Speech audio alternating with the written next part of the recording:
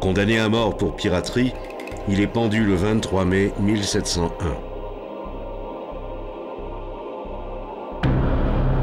Son corps est enduit de goudron, entouré de chaînes et d'un harnais en métal placé autour de sa tête pour que les os et le crâne puissent rester en place pendant que les tissus pourrissent.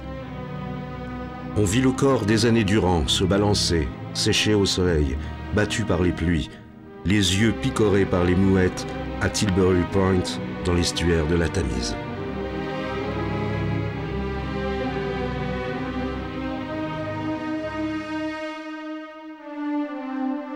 En 1700, sur l'île Sainte-Marie, le nombre de pirates a considérablement diminué. Beaucoup sont morts de maladies comme la malaria, ou se sont rendus pour bénéficier d'une grâce royale. Mais ceux qui restent sont déterminés.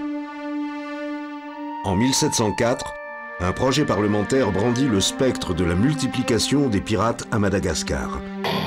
En se reproduisant, ces derniers engendrent une nouvelle génération de forbans qui jettent le discrédit sur l'Angleterre. De plus, de nombreux flibustiers chassés des Caraïbes par le roi George Ier arrivent à Madagascar. Ils sont encore plus menaçants. Boucles d'oreilles, bandeaux, couteaux à la bouche, beaucoup d'entre eux sont des Antillais.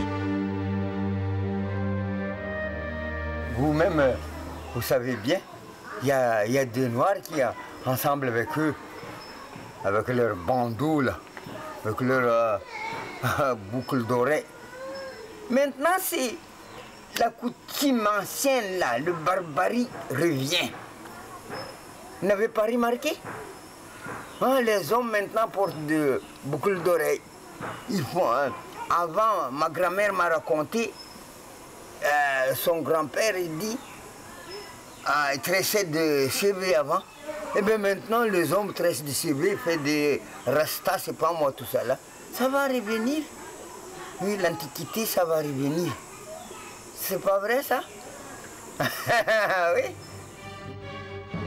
Parmi ces derniers grands fauves qui ont foulé les plages de Sainte-Marie, Edward England.